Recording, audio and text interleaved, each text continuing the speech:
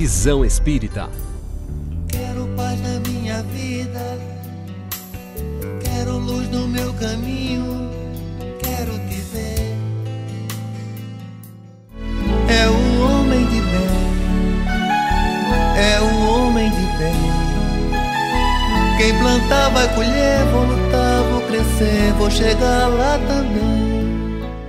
A espiritualidade superior preparava o reencarne na Terra de um espírito abnegado, evoluído, e que se tornaria um exemplo vivo de caridade e amor voltado aos seus semelhantes. Não foi um dia qualquer aquele 6 de outubro de 1913, na cidade de Matão, no estado de São Paulo. A tarefa da paternidade coube ao casal Dona Cândida e seu José Maria. A bondade divina propiciou a este espírito iluminado que reencarnava a felicidade de ingressar no mundo material pelas mãos de Caibar Schutel. Pela maturidade, dedicação e bondade com seus semelhantes, já aos 12 anos, foi convidado a escrever para o jornal espírita O Clarim, fundado por Caibar Schutel, considerado o primeiro espírita do Brasil. O então menino Hugo, desde cedo também descobriu seu dom para compor e declamar poesias. A partir dos 13 anos, passou a ter como ferramenta de trabalho uma marreta, com a qual trabalhava juntamente com vários irmãos, quebrando pedras na pedreira de propriedade de seu pai, senhor José Maria. Já na adolescência, conheceu na escola aquela que viria a ser sua esposa e companheira, e sua alma gêmea, como ele mesmo afirma, Dona Dulce Ângela Calef. Casaram-se no ano de 1935. Trouxeram ao mundo 2 filhos biológicos, Caibar Gonçalves e Emanuel Gonçalves, 14 netos, 30 bisnetos e 3 tataranetos. Além dos 2 filhos biológicos, Hugo e Dulce influenciaram decisivamente no encaminhamento e na educação de mais de 400 filhas do coração, através da grande obra que coordenavam o Lar Infantil Marília Barbosa. Dona Dulce retornou ao plano espiritual em 2003, convivendo, portanto, durante 68 anos com seu Hugo, e deixou a marca da sua personalidade resoluta e coração imenso nas obras e nas atividades que os dois realizaram juntos. Caibar Gonçalves é casado com Maria Teresa dos Santos Gonçalves e Emanuel é casado com Maria José P. Gonçalves. Ouçamos o que eles dizem. Em 1945, nós viemos do estado de São Paulo, mudamos aqui para o Paraná. Meu pai veio administrar a fazenda, ficou numa fazenda perto de Londrina 5 anos, né? E ali eu fiz muita arte, eu e o Emanuel, sabe?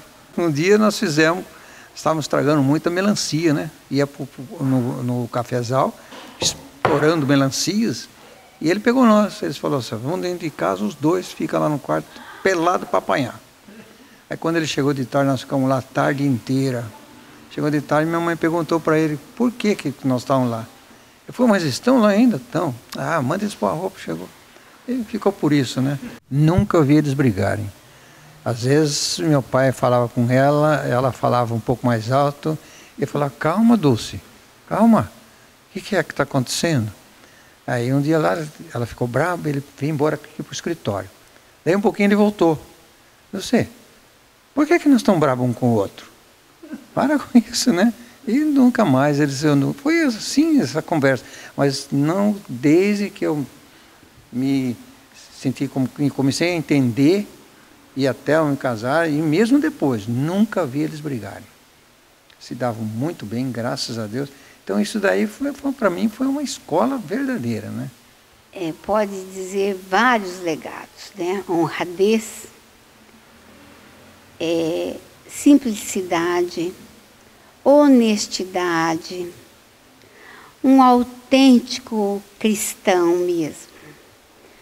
A doutrina espírita, ele vive, com o exemplo dele, ele dá, sem falar, o comportamento dele, você vê que ele é um cristão mesmo, verdadeiro.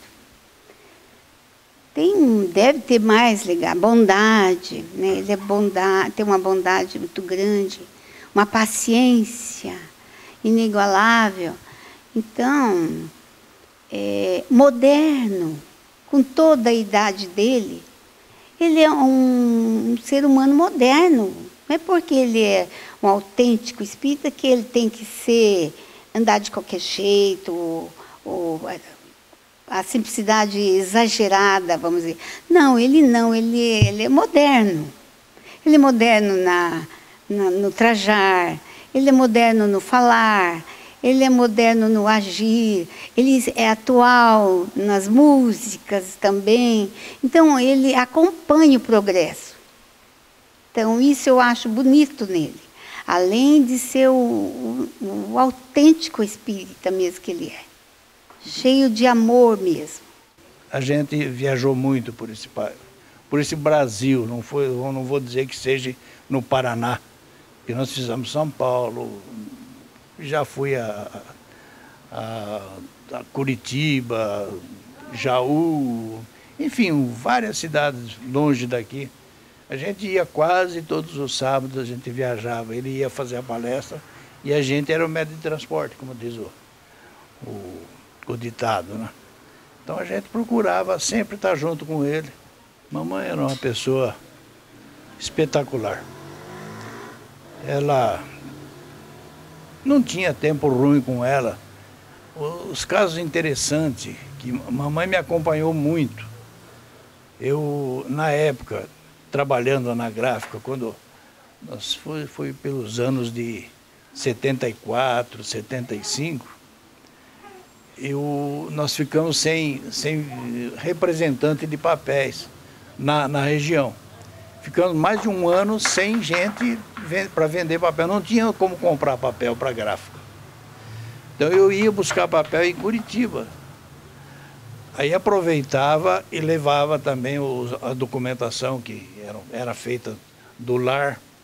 Tinha que levar pessoalmente em Curitiba. Então já levava os papéis, a documentação, e aproveitava, passava no depósito de papel, comprava o papel e trazia para trabalhar, para poder trabalhar. E minha mãe nunca teve preguiça. Eu falei, mãe, amanhã eu vou a Curitiba. Eu vou também.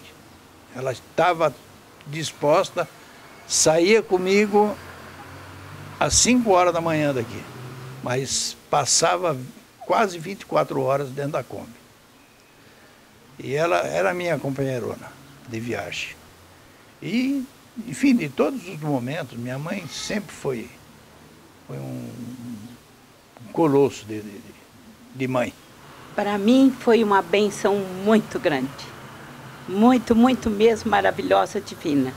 Porque encontrar paz assim, como esse casal, acredito eu que é o impossível. Não tenho nem palavras para agradecer a Deus, primeiramente, por ter me colocado nesse cantinho de céu, o que é que representa para mim o Lar Infantil Marília Barbosa. Um verdadeiro cantinho do céu aqui na Terra. E eu me sinto, olha, felicíssima por ter encontrado esse casal que me criaram, me instruíram, me educaram, me fortaleceram para a vida. Graças a Deus, o que sou hoje devo a eles, unicamente a eles, Dulce e Hugo Gonçalves. É o homem de bem, é o homem de bem. Quem plantar vai colher, vou lutar, vou crescer, vou chegar lá também. A partir de 1953, o paizinho e Dona Dulce assumiam a convite de Luiz Piscinin o Lar Infantil Marília Barbosa e o Centro Espírita Allan Kardec. O lar infantil funcionou como internato durante 43 anos, isto é, transformou-se em creche em 1996. Durante esses 43 anos, o senhor Hugo e Dona Dulce acolheram de forma direta, permanente e transmitiram muito amor e valores de vida para mais de 400 meninas, que hoje são cidadãs, mães, avós, profissionais e rendem sua gratidão ao senhor Hugo e Dona Dulce. Também se beneficiaram deste grande amor do paizinho e Dona Dulce outras centenas de pessoas que passaram e passam pelas obras plantadas por esse maravilhoso casal.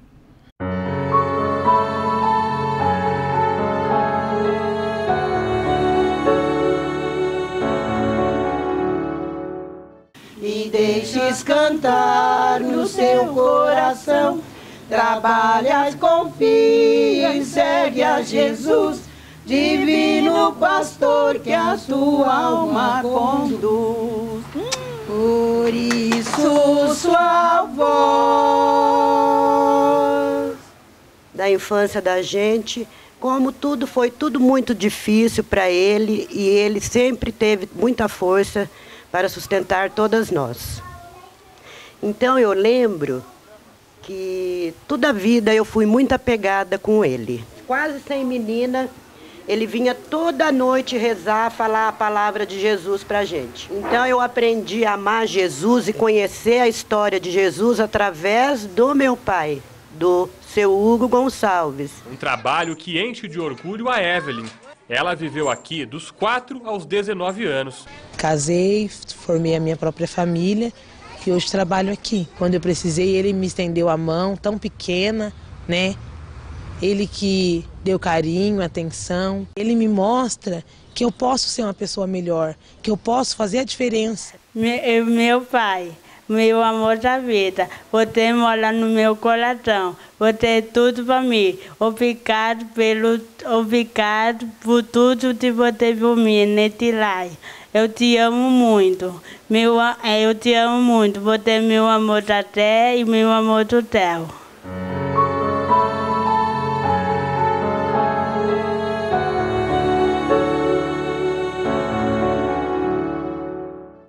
O casal de semeadores jogaram as sementes na terra e souberam com esforço e dedicação cuidar muito bem. E hoje os frutos continuam. O Centro Espírita Allan Kardec mantém uma série de trabalhos voltados não só aos necessitados materiais, como também aos necessitados do plano espiritual. Reunindo uma grande frequência em suas atividades, assim como conta com uma dedicada equipe de trabalhadores. Entre as várias atividades da instituição, além das atividades doutrinárias, destacam-se o Clube das Mães, Gabinete Dentário, Atendimento Médico, Cesta de Alimentos, o Jornal O Imortal. Voluntários da instituição também criaram 2 grupos musicais que já se apresentaram em várias partes do Brasil. O Lar Infantil Marília Barbosa, hoje transformado no Centro de Educação Infantil Marília Barbosa, abriga 96 crianças em regime de creche. Seu Hugo, até hoje, desempenha as funções de diretor dessa entidade. Sua proposta pedagógica abriga crianças até a idade de 6 anos, contando atualmente com uma competente equipe de profissionais de educação, estando a coordenação pedagógica a cargo de Dulcene Gonçalves. É um trabalho onde nós priorizamos os sentimentos, despertamos os sentimentos nas crianças. A parte pedagógica, ela vem para complementar, faz parte da vida, né? Mas o fundamental é trabalhar e despertar os sentimentos em cada criança e ajudar nas necessidades que elas têm, que trazem até nós. Centenas, milhares de pessoas passaram pela vida desse missionário e de Dona Dulce, tendo maior ou menor contato com eles em algum momento de sua vida. Mas foram momentos que deixaram marcas para toda a existência de cada um. Uma vida de doação, como foi esta vida do paizinho, espalhou a caridade, o apoio e ajuda as pessoas de 1000 formas. A marca principal da grandeza de um espírito como este são as mais variadas maneiras como ele soube ajudar as pessoas a crescerem espiritualmente.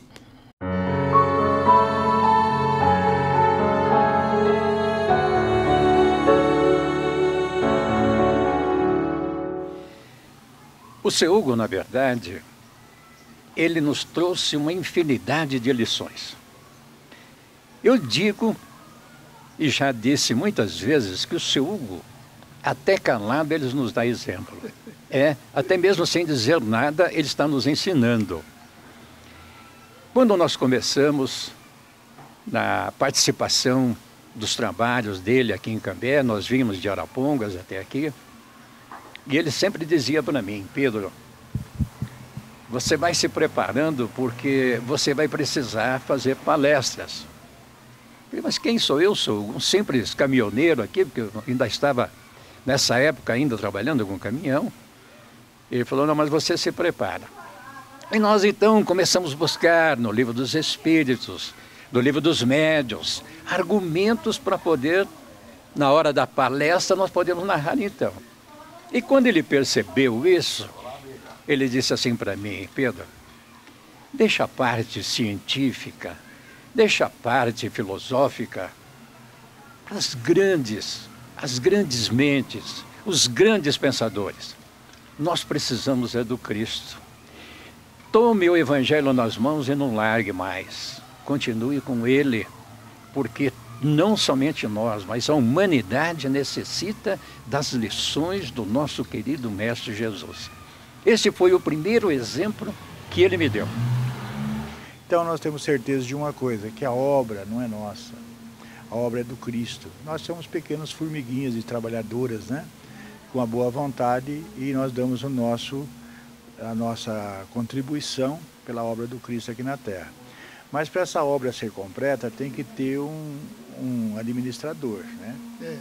Então esse administrador foi o seu Hugo, durante essa vida toda, nossa, aqui nessa casa, a dona Dulce.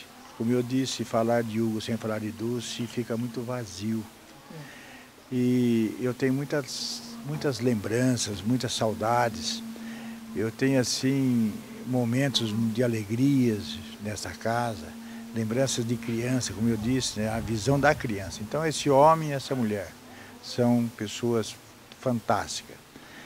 E era comum nós vermos mães com lágrimas nos olhos, entregando o seu fruto a uma mãe desconhecida, a mãe anônima, que abraçava aquela criança com muito amor e criou mais de 400, como já foi dito várias vezes, já sabe desse trabalho desta casa.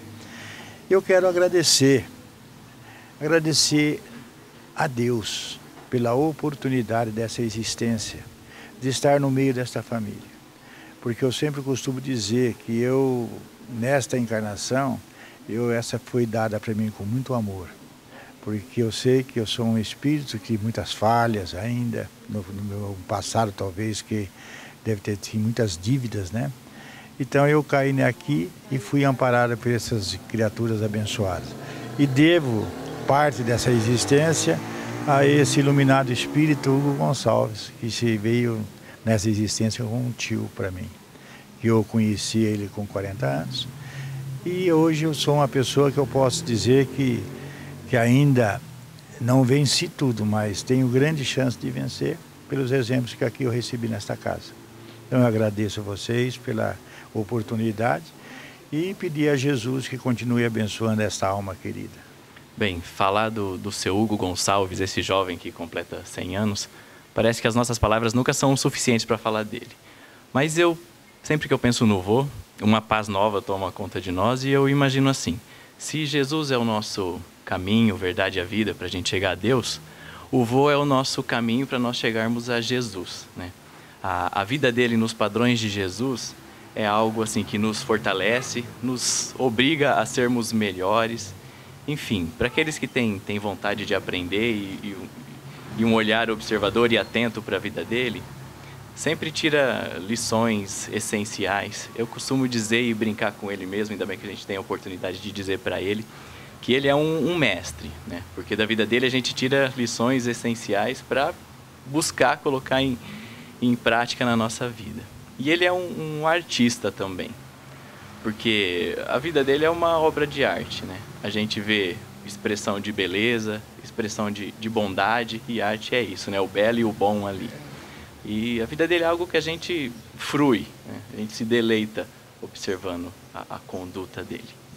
Hugo Gonçalves. Quem é este homem Quem foi em vidas passadas esse Espírito, que encarnado entre nós durante 100 anos, só distribuiu amor e compreensão? Nenhum Espírito se torna tão grande e extraordinário em sabedoria e amor como o Paizinho, de um dia para outro, ou por uma preferência especial da bondade divina. Todo grande Espírito construiu sua grandeza e seus valores durante milênios em situações de derrotas, vitórias íntimas, forjando uma construção própria e que hoje se apresenta a nós como almas diferenciadas, como é o caso real do Paizinho de Cambé. Perguntamos: quem foi Hugo Gonçalves? Fomos buscar esta resposta diretamente no depoimento do autor do livro, que nos dá essas pistas. Hugo Gonçalves, o homem que se lembra do Sermão da Montanha. Posso falar? Posso falar? Lógico, pode. Agora eu estou autorizado, agora eu fico mais à vontade, porque ele me autorizou, vocês são prova que ele me autorizou a falar umas coisas dele que a humildade dele, a modéstia dele não permite. Bom, então nós, como de costume, cada um fez um comentário rápido sobre o Sermão da Montanha. Aí a palavra final sempre foi dele. Nós estávamos todos comodamente sentados, ele se levantou. Toda vez que o seu Hugo fala do Evangelho, ele se levanta. O Isaac Newton, toda vez que falava a palavra de Deus, ele tirava o chapéu. O seu Hugo, toda vez que fala do Evangelho, ele fala de pé. Aí ele começou a falar e se entusiasmou bastante. Então ele começou a dizer, dizendo que Jesus vinha no barco de Simão Pedro e quando desembarcou ali já viu uma multidão grande de pessoas que esperavam por ele para ouvir os seus ensinamentos. Aí ele disse que naquele momento do desembarque, veja só esse detalhe, na hora do desembarque, uma brisa suave e perfumada vinha do mar da Galileia e fez esvoaçar os cabelos de Jesus. Quando ele falou isso, ele colocou as duas mãos assim no rosto. Aquilo me chamou a atenção. Olhei, não tinha nenhuma janela aberta, não tinha nenhuma corrente de ar. Aí ele quase falou tão emocionado que quase chorou.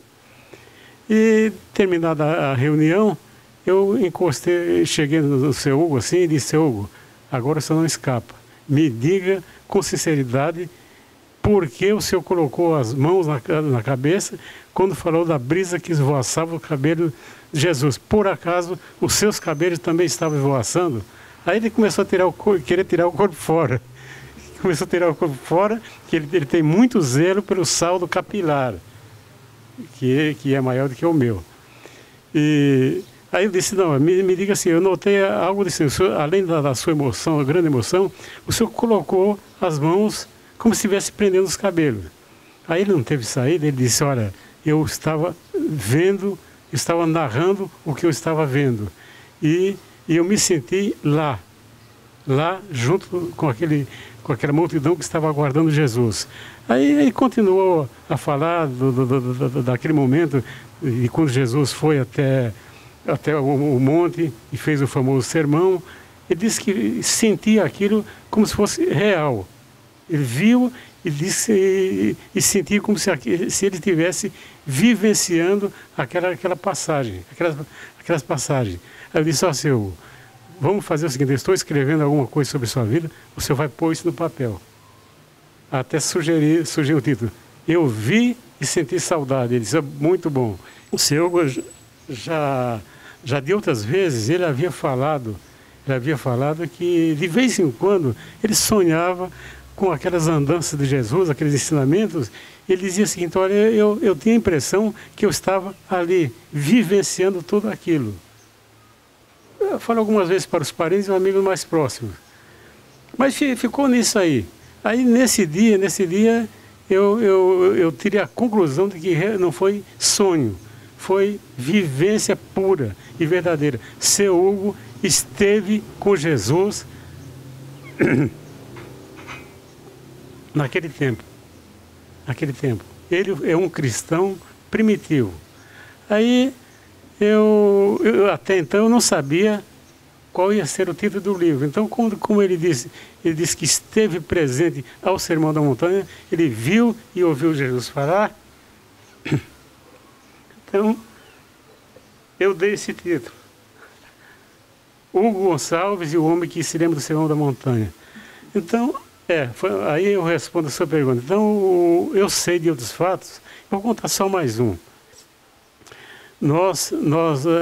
Existe aqui o seu Hugo liderou 30 ou 40 caravanas para Uberaba, Araxá e Sacramento. Então, numa dessas, nós estávamos lá em Sacramento, lá com a dona Egorina, e a dona Egorina sempre, você sabe que ela faleceu há pouco tempo, a dona Egorina tinha uma estima grande, mas muito por ele, um afeto muito grande. Aí o seu Hugo estava assim ao lado dela, e pediu para ele falar. Aí ela pegou na mão do seu Hugo ficou segurando na mão dele, e o seu Hugo se levantou e começou a falar de Jesus, porque ele como eu já disse, ele fala, a preferência dele é falar das andanças, das atividades de Jesus, e não tanto na filosofia, na doutrina propriamente dita. Ele fala do Evangelho puro. Aí o seu Hugo começou a falar, de repente a dona Egorina desatou num choro convulso, chorou copiosamente. Aquilo me chamou a atenção, aquela coisa de que eu já tinha passado por aquela experiência aqui, aquilo me chamou a atenção. Aí, terminada a reunião, o culto das 9 horas, eu perguntei, dona Egorina, me diga uma coisa, por que a senhora chorou tanto? Ela também relutou, mas eu insisti. Ela disse, olha, enquanto o seu Hugo estava falando, eu estava vendo. O que ele estava falando como se fosse um filme.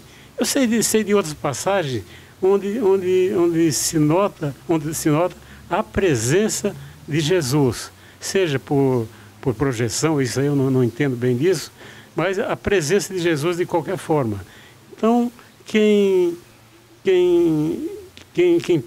tem essa experiência, quem já viu essas coisas, quem se lembra, quem presenciou, seu Hugo não é um qualquer. Chico Xavier disse, seu Hugo é um grande trabalhador.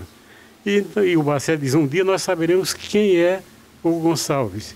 Então, numa dessas mensagens, a dona Dulce disse, eu não sei lá se tinha alguém atanazando na vida do seu Hugo, alguma coisa assim. Aí ela disse assim, ó, se vocês soubessem quem foi Hugo Gonçalves, quando ele falar alguma coisa, vocês iam abaixar a cabeça e dizer, sim senhor, sim senhor, sim senhor. Então, com essa brincadeira da dona Dulce, também reforça o meu entendimento de que ele realmente foi, quiçá, uma pessoa de destaque. Acho que ele não foi um circunstante qualquer, um da multidão. Ele deve ter tido um papel relevante no cristianismo primitivo.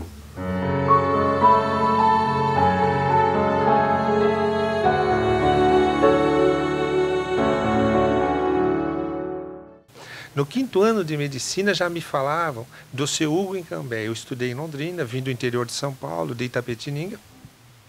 E o pessoal aqui, amigos meus da faculdade, diziam, procura o seu Hugo em Cambé, você tem uma sensibilidade diferente, isso aí tem forma de orientar.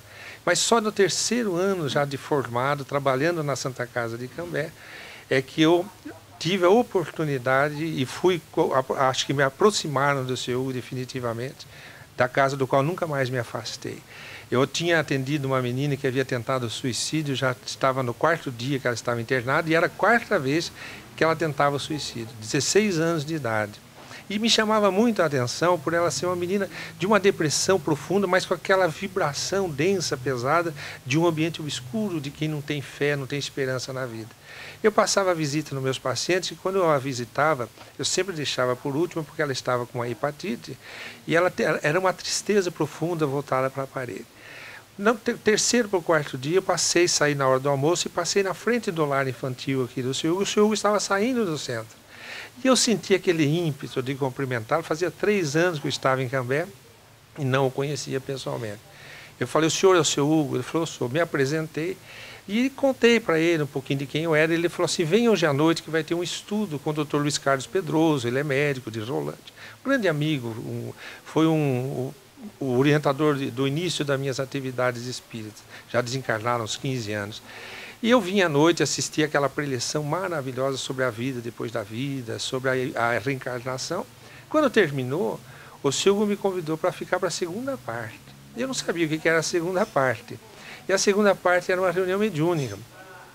Aquelas pessoas do estudo foram embora e foram chegando as pessoas muito simples da periferia da cidade, foram assentando em torno da mesa, é muito simples. E eu fiquei num banquinho ao lado. E o seu Hugo perguntou, o senhor quer interceder por alguém? Palavra que eu desconhecia, interceder. E eu falei, eu gostaria, para uma menina que está internada. E pus o nome dela no caderninho que eu vim aprender a fazer com o tempo. Naquela noite, uma senhora na ponta da mesa começa um movimento assim, de sofrimento, começa a dizer, ai, que cheiro de vela, de velório. E eu não entendia que era um espírito que se comunicava, era meu primeiro contato. E o que está acontecendo comigo? E o seu Hugo, com aquela forma paternal, amiga, foi dialogando e conseguiu, depois de 5, 10 minutos de conversa, fazer aquela senhora entender que ela havia desencarnado e concluíram pela conversa que já fazia 4 anos. E ela saiu dali muito confortada, sentindo a presença de entes queridos. E eu saí dali impressionado. No outro dia fui para a Santa Casa, minha surpresa foi que quando eu entro no quarto da menina, ela estava sentada na cama sorrindo. Eu olhei para ela, eu falei, levei de quarto? Ela falou, não, doutor. Ontem, lá por umas 10 da noite, aquela sensação de vela, de velório, sumiu de dentro de mim. Eu falei, desde quando você sente isso? Ela falou, há 4 anos, desde que minha mãe morreu de um infarto do coração. E aí eu percebi, 2 pessoas foram curadas ao mesmo tempo e eu fui acordado para a realidade espiritual através daquela reunião com o senhor Hugo. Se tornou amiga do senhor Hugo, dona Iraci Carpati, ela tem a mesma idade do Chico. Era amiga do Chico desde os 30 anos e ela me levou para dentro da casa do Chico naquela madrugada, onde poucas pessoas conseguem entrar. E ela foi me apresentar, falou, Chico, esse é o doutor José Antônio, é lá de Cambé, do Paraná. E o Chico olhou, ele já estava surdo de um ouvido, já quase completamente cego de um olho. E ele diz assim, ele é doutor José Antônio de Cambé. E ele diz, do Hugo, lá do Imortal, o jornal Imortal. Olha o Chico, né? Ele diz assim, daí ele fala assim, o Hugo é um grande trabalhador do Cristo entre nós. E aquilo me marcou muito profundamente, porque eu fui lá ver a figura mais respeitável do Espiritismo e descobri que aquela figura mais respeitável tinha o seu Hugo como uma pessoa muito importante para todos nós. Seu Hugo, alma sensível e alegre, sempre gostou de poesias e de cantar. Vejamos e ouçamos algumas declamações em sua homenagem.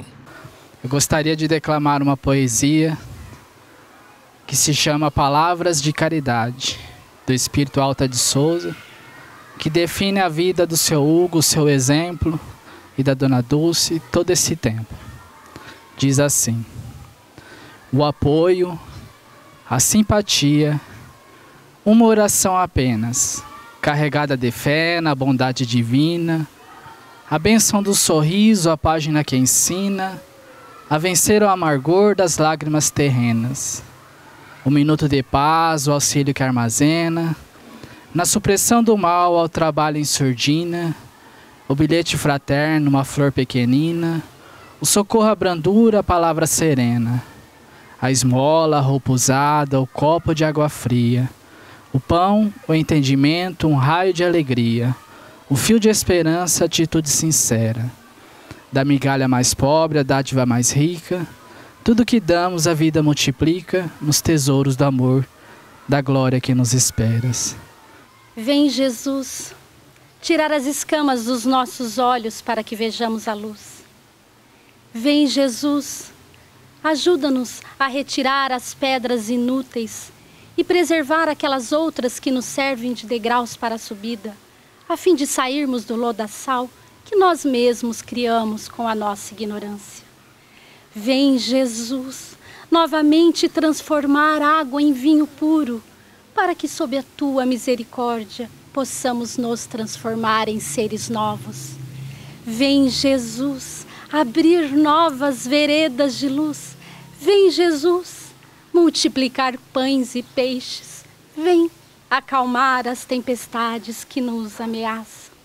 Vem, Jesus, para mais uma vez nos falar ao coração, que ainda possamos ouvir a tua presença de luz e sentir a tua presença de luz a nos dizer: vinde a mim, vós que estáis aflitos e sobrecarregados, que eu vos aliviarei.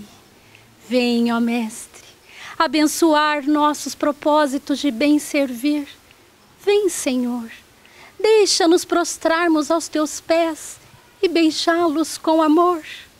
Vem, Jesus, ajuda-nos a nos levantarmos, como fizestes com Natanael ben Elias.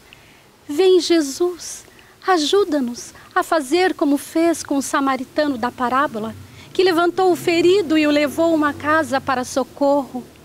Dá-nos, Senhor, 2 moedas que representam a sabedoria e o amor com que devemos socorrer os feridos da estrada. Muitas vezes nos chamou, muitas vezes não te ouvimos, mas agora, Mestre, depois de tantas quedas, apresentamo-nos com as vestes rotas em frangalhos, com as sandálias partidas, com os pés feridos nas pedras do caminho.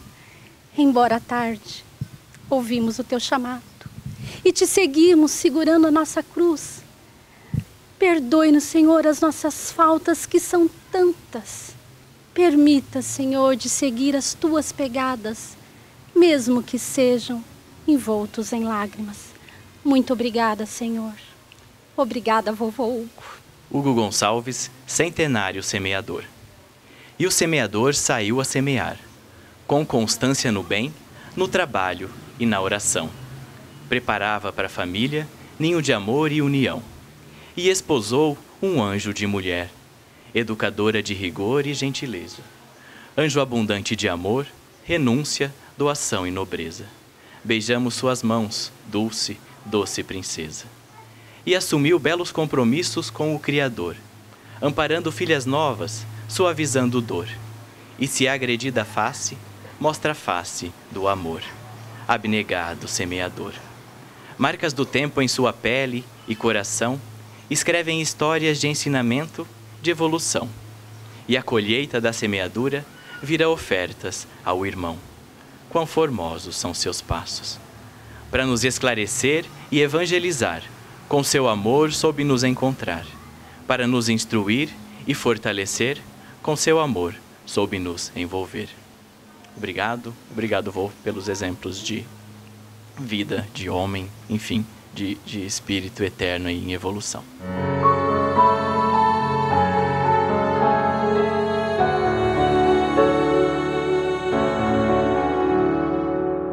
O Gonçalves é um mestre. Nós vimos seu trabalho carinhoso com as crianças, quando ele estava no auge, força física, as crianças do lar. Era gostoso chegar ao Centro Espírita Allan Kardec. Quantos partilharam dessa época? As crianças estavam todas na entrada, quando ainda era lar infantil, porque depois o governo modificou a situação, transformou tudo em creche, mas quando as meninas ainda moravam no lar, no seu processo educativo, orientando e educando sempre com amor e à luz do Espiritismo, ele colocava as crianças em tarefas, uma tarefinha simples, mas que as enaltecia. Elas se sentiam importantes de estarem ajudando no trabalho. Elas ficavam ali na entrada do centro, distribuindo as mensagens que eram rodadas na gráfica ou que chegavam de outros lugares do Brasil. Era fileira dos dois lados, a gente tinha que atravessar aquela fileira de crianças e ele ali junto, cumprimentando um por um que chegava, dando aquele calor humano, aquele aconchego a quem chegava. Vamos agora curtir um pouco da presença entre nós desse Espírito maravilhoso. O paizinho teve sempre um espírito alegre, brincalhão, e continua nos seus bem vividos 100 anos de reencarnado, cultivando essa jovialidade que a todos nós encanta. Célio. Ele era médico. Mas ele... Então nós fomos posar num albergue noturno. Ele ficou numa cama e eu fiquei do outro lado. Eu olhei em cima da mesa assim, eu vi um rolo daquelas, como é que chama? Barbante. Não, um negócio lá, né? Eu peguei, saí, como foi daquele, fui lá e amarrei no pé dele. Não, amarrei no pescoço dele, né? Aí, quando ele estava querendo dormir, eu ia puxando devagarinho e ele puxava para cima. Aí eu ia soltando, até que uma hora eu puxei de uma vez. Acordou todo mundo no albergue. Ele deu um berro. Na sua descontração de espírito alegre e transparente, também se tornou um fervoroso torcedor do Corinthians. Tem orgulho de mostrar até a caneca corintiana que ganhou e não larga dela. Salve o Corinthians, campeão dos campeões. Alegria do povo. Eita nós! Eita nós! Como ele gostava de piada, né? Tem uma piada muito interessante de um colega médico que veio aqui e falou para ele assim: seu Hugo, estava deprimido, o doutor, né, meu colega médico, falou assim: seu Hugo, eu tenho 90 dias de vida. Aí ele olhou para o doutor e falou assim: calma, 90 dias passa logo. E o médico começou a rir. O médico era espírita, da família espírita. Começou a rir da piada e riram, e saiu da depressão. E passaram a conversar e passou uma tarde agradabilíssima. Ele me contou uma tarde agradabilíssima com ele. Quando pegou o carro no fim da tarde e foi embora, a depressão tinha ido embora. As brincadeiras dele. Então ele ia contando histórias e essa facilidade de contar uma piada, sempre uma piada de bom gosto, né? E voltar para o Evangelho, né? E vinha, às vezes, de lá, até de Uberaba a Londrina, andando no ônibus, caminhando, falando, exemplificando, brincando também, não deixava ninguém dormir, né? Então, essas coisas gostosas, assim, é muito bom de lembrar, é muito bom de lembrar. Deveria, talvez, ter um pouco mais de vigilância da nossa parte, né? Nós estávamos, certa vez, eu, ele e o saudoso Paulão de Paranavaí, numa reunião do Conselho Federativo em Guarapuava. Então, depois da reunião, que iniciava sempre no sábado à noite, depois tinha a sua sequência no domingo de manhã, nós estávamos posando na casa de um casal amigo. E então, logo que nós entramos, o Paulão falou: olha, eu vou dormir aqui nesse sofá. Era um salão, numa sala, aquela espécie de um corredor. E o quarto do filho estava reservado para nós lá. E esse quarto tinha uma divisão de madeira. E o seu Hugo ficou na cama desse lado e eu do outro. E nós, depois a pressa, né, noturna, bom, então agora nós vamos repousar. Começamos a conciliar o sono. De repente eu escuto um barulho naquela divisória. Ele deu um tremendo de um murro naquela parede, né? Falei: meu Deus, o que foi? Falei: não, foi nada não. E acabamos dormindo. Aí no dia seguinte ele falou: era uma entidade que queria esganar ele, sabe? Era um coronel lá da cidade, Guarapuava, né? Que não queria que o movimento espírita fosse para frente. Então, para ver como que eram os assediados, nós estávamos também na reunião do Conselho Federativo em Jacarezinho. Jacarezinho, o centro era mais ou menos como a posição dele, como daqui. Ele tinha, o terreno era um declive, a parte de baixo era o antigo albergue noturno, mas já estava desativado, bem limpinho, bem arrumadinho. Então o pessoal de fora ia posar tudo ali, como nós. Eu sei que depois da reunião, Nós fomos deitar, ele deitou numa cama de um lado, eu deitei aqui, e os outros conselheiros, todos deitados lá também. Mas começaram a fazer uma bagunça durante a noite. E começaram, um jogar travesseiro no outro, e de cá e de lá, e ninguém conseguia dormir. Aí eu falei para ele, seu Hugo, isso aí não é coisa que se faça, principalmente espírita, né? Não estão fazendo coisa de mal, mas é hora de dormir, amanhã cedo nós temos compromisso, viagem de retorno. Eu acho que o senhor deveria chamar a atenção deles, porque eram mais idosos ali, né? Aí ele falou, então, fala para eles ficar quietos aí. Aí eu levava uns minutos de silêncio aí que o seu Hugo quer falar. Aí ele levantou ali, mesmo de pijama.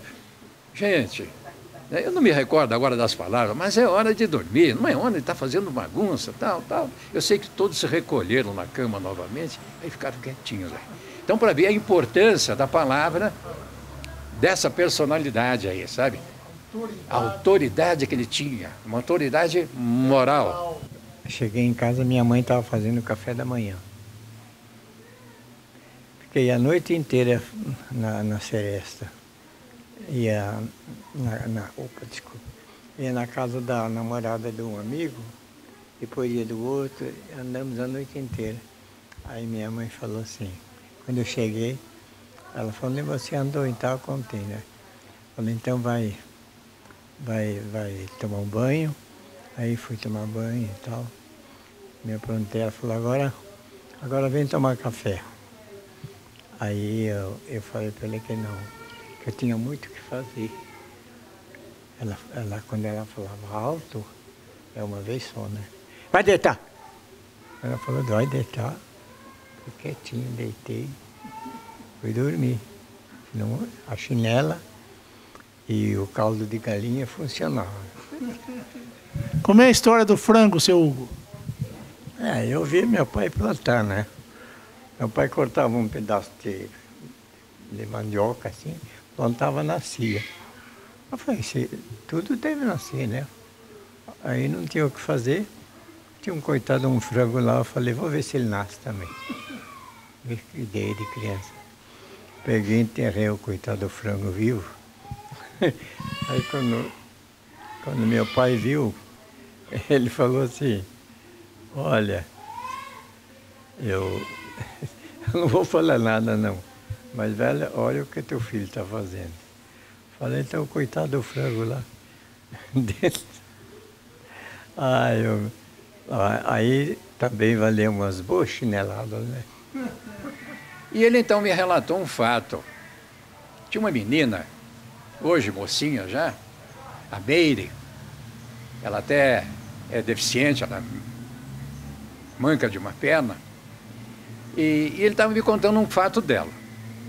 O vizinho de lá, esse fato está registrado no livro também do Dr. Geraldo. Esse livro, nesse terreno, tinha um laranjal ali. E a Meire pulava o muro e ia pegar laranja. E as meninas vieram contar para ele, paizinho, a Meire está pulando o muro aí, está roubando laranja ali da vizinha. Ah, é? Manda ela vir aqui, que ela vai ver só. E ela falou, mandou, a Meire veio, pôs ela sentada no colo e falou, beijou ela, abraçou e falou assim, olha, eu vou precisar de um favor seu. Ah, pode falar, paizinho, pode falar que eu faço. Eu fiquei sabendo que tem umas meninas que andam pulando o muro aí e roubando laranja do vizinho. Eu queria que você ficasse de olho, quando você vir, você vem me contar. Pode deixar, pode deixar. Acabou, não teve mais assunto. Mas o que eu quero mencionar, esse fato todos conhecem, mas o outro que eu vou mencionar, que é uma sequência, eu acho que ninguém conhece. Então, nós conversando, ele me relatando isso aí, de repente veio uma das meninas e falou assim, paizinho, a Meire jogou o sapato dela em cima do telhado. Aí ele falou assim para ela que vai buscar, ó. E nós continuamos conversando. De repente eu olho, a menina está em cima do telhado, ela foi pegar o sapato lá. Ainda. E se ela cai, seu... E ela mancava da perna, né? Entendeu? Então, são fatos que acontecem no dia a dia da vida, né? Quer dizer, o grande exemplo que ele deixou, e esse fato da Meire, eu tenho mencionado também em alguns outros lugares, assim, em uma conversa informal com os amigos, né, para que a gente possa servir de exemplo para todos nós, a forma pela qual tem que se tratar. E ele sempre teve muito carinho com as crianças, né, e ele sabe como coordenar e levar. Às vezes ele ligava para o Júpiter no consultório e dizia, doutor, o senhor está atendendo? Se o Júpiter falasse, não estou, eu vou lhe contar uma piada, contar uma história, mas era história de gaúcho, porque se soubesse uma piada de gaúcho, ele contava para o Júpiter, porque nós somos gaúchos. A primeira vez que ele me botou para falar, primeiro quando ele me convidou para entrar na Câmara de Passe e aplicar passe, eu não levantei da cadeira, né? A responsabilidade foi tanta que eu fiquei sentado. Eu levantei rapidão. E já fui atrás. Aí ele pediu para eu fazer uma exposição, preparar um tema. Eu preparei o tema e fui fazer a exposição. E eu devo ter falado 1 minuto e meio. E sentei. E ele olhou para mim, não perdeu a piada, não. Perde o amigo, mas não perde a piada. Olhou para mim e falou, já? Aí ele teve que levantar e falar no meu lugar. Então foi um vexame fantástico, né? A partir daí, eu acho que mais por vergonha na cara, né? Eu comecei a estudar mais, treinar mais para poder falar. Mas a primeira vez bati recorde. Uma palestra, uma exposição de 1 minuto e meio. Eita, nós!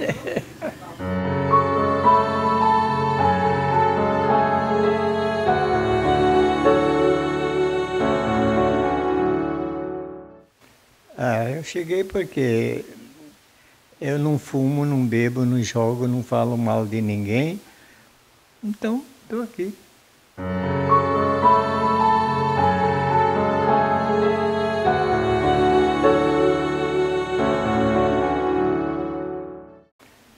Na minha terra, eu trabalhei numa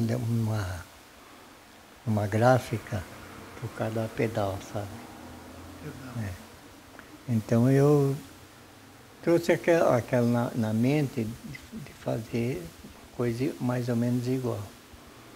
Então foi o que eu tentei fazer e graças a Deus consegui fazer o Imortal, né? E por que esse nome? O Imortal? Porque uma ocasião, quando eu falei que eu estava fazendo, o professor Leopoldo Machado, o famoso professor, ele ficou sabendo que eu estava querendo fundar um jornal e mandou me chamar. Eu fui lá. Aí ele falou assim para mim, você é louco. Aí eu falei, por quê, professor? Porque já nasceram tantos jornais e morreram no tempo. Aí eu falei, mas professor, o senhor não se esqueça de que ele tem um nome, Imortal. Então ele não vai morrer, não. Aí ele falou, veremos.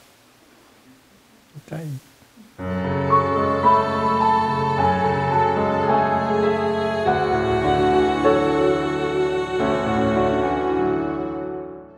O seu Hugo, ele, na sua vida inteira, ele só deu exemplo de amor, de carinho pelas pessoas. Ele não via a hora para atender aqueles que o procuravam, né? E como o Joaquim disse, vinham pessoas de longe para conversarem com ele, né? E isso foi fazendo uma ligação muito grande e ficando no coração das pessoas esse exemplo dele. O exemplo de vida, como ele tratava as crianças aqui do Lar Marília Barbosa como filhas realmente, né, que são. E a sua maneira de agir em relação à doutrina, as palestras que ele fazia. Então, tudo isso foi sedimentando um conhecimento a respeito dessa criatura que hoje ele é conhecido em todos os lugares. As pessoas têm uma reverência muito grande por ele, pelo exemplo que ele sempre deu, né? Aqui na doutrina espírita, como homem, como cidadão, aqui em Cambé, né? E em outros lugares também. Ele ajudou muito também no lar André Luiz, lá de Rolândia, um outro lar infantil lá de Rolândia. Ajudou muito lá o lar também de Mandaguari, juntamente com o seu Luiz Piscininho. Então é uma figura notável e esse exemplo dele vai permanecer, porque já se espraia por todos os lugares. E esse conhecimento, esse exemplo dele vai passando de pessoa para pessoa. Joaquim, você quer falar alguma coisa sobre esse ponto?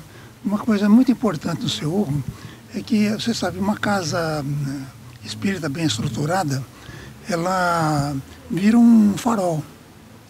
E você sabe que nos centros espíritas, muitos problemas são resolvidos, não é verdade? Quase todo mundo procura o centro espírita porque está com problema, coisa assim. E as casas espíritas também têm os seus problemas. Porque muitos integrantes, eles têm lá as suas diferenças, os negócios.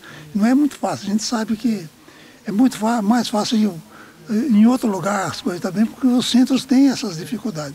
E aqui ficou esse centro de poder ajudar a resolver esses problemas. Então, lá não sei aonde, está com um problema? Vamos lá no seu Hugo.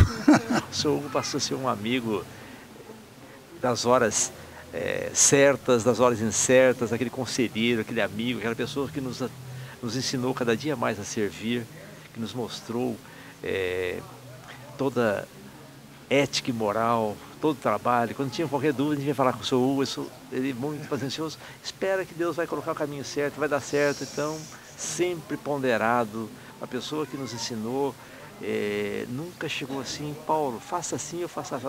Espera que vai tudo acontecer certinho. Cada viagem que nós tivemos em Uberaba, aonde nós fomos, a porta aberta. Então eu sempre aproveitava, acompanhando ele gostava de dar o braço para mim, nós andávamos. Então eu sempre estava bem acompanhado. Eu ia parar no primeiro lugar, porque tinha um lugarzinho dele reservado na frente, e eu aproveitava a boquinha, estava acompanhando ele. Então estou sempre acompanhando o seu Hugo. Onde o seu Hugo vai, eu estou de braço com ele, que com certeza eu vou ter ali o lugarzinho bem ali. Mas o seu Hugo é uma pessoa que todos têm um carinho muito grande. Eu sou Maria das Graças, Paizinho me conhece como Tata. Estar aqui hoje é assim, eu acho que a homenagem é mais para mim do que para o Paizinho, porque ele é uma pessoa fantástica, de luz, de amor, de sabedoria, de tanta humildade, de tanto carinho que esse homem tem por todos esses filhos de Cambé. Né? Sempre deu tanto e pouco recebeu. Às vezes a gente passa, olha e não para dar um abraço e agradecer por esse amor que nós temos nessa cidade. Merecedor de tantas alegrias, tá, Paizinho? De tudo de melhor para o senhor. Que Deus continue, te ilumine e te abençoe sempre. Eu te amo e você sabe disso. E nós te amamos também. Que Deus te abençoe. Um beijo grande no teu coração. Obrigada por tudo. Obrigada por tudo, tudo, tudo.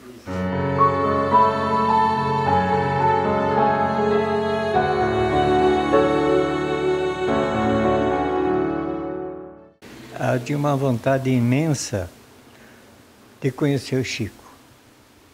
Eu queria chegar perto dele e cumprimentá-lo.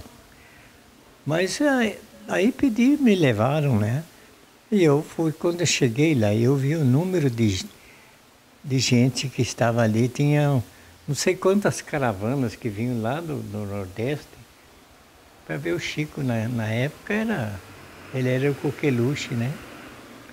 Aí eu falei para ele, como é que eu vou ver o Chico no meio de tanta gente, né? Aquele mundão de gente, assim, aquela fila. Aí, de repente, alguém me bateu no braço, assim. Eu olhei, era o Eurípides, o pretinho lá. Ele me pegou assim pela mão, me puxou e me levou. Não falou nada, só me levou. E demos a volta, fomos por trás. E quando eu cheguei, que eu entrei por trás, quando a porta abriu, o Chico já estava me estendendo a mão. E falou para mim assim, como é que vão as coisas por lá? Como é que vai o imortal? Como é que vai isso, aquilo? E foi falando tudo, né? Eu fiquei pensando, falei, esse é bruxo. Nunca tinha visto você? Nunca tinha visto, nunca tinha me visto. Ele me perguntava Me pegou uma série de coisas do meu tempo de criança. Aí eu fiquei encantado, né? Porque, bom, Chico é o Chico, né? É o homem de bem, é o homem de bem. Quem plantar vai colher, vou lutar, vou crescer, vou chegar lá também.